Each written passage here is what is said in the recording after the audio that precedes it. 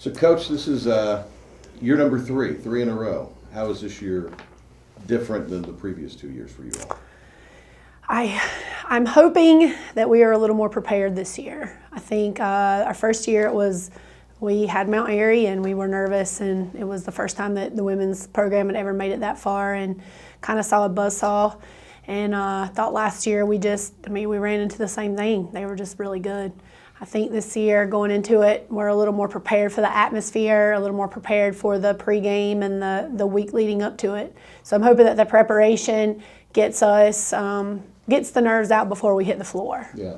How has this year been maybe different for the players, with playing with those expectations and then getting back to kind of one of your goals or the ultimate goal of getting to the state title game?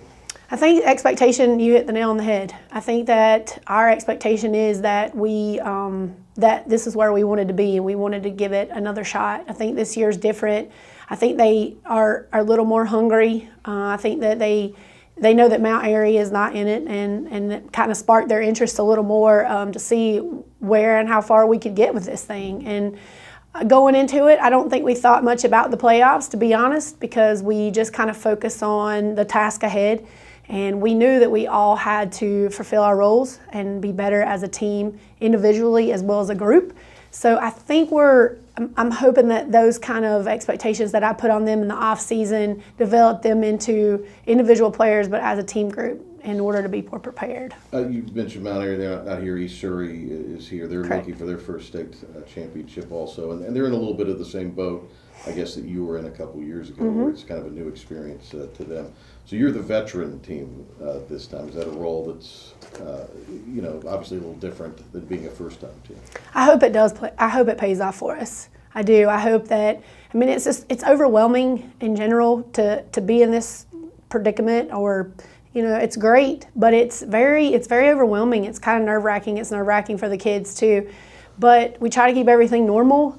Do what we do, and hopefully, like I said, we're just a little more prepared with the arrival and the awe of the Smith Center and the awe of the moment, and that we're able to know what to expect a little bit more than getting caught up in that awe moment, but really focusing on the game this time.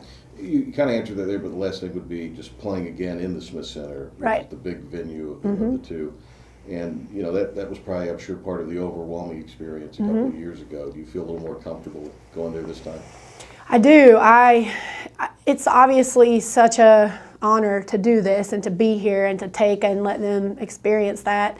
And we talked about that. It's just really hard at the high school level to find those gyms, which I call it shooting into the abyss, because you have no perception.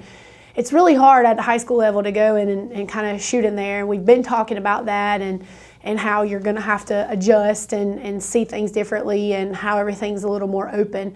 And I'm praying that all of our summers traveling to colleges and playing in big gyms and camps and things will pay off for us some way or the other.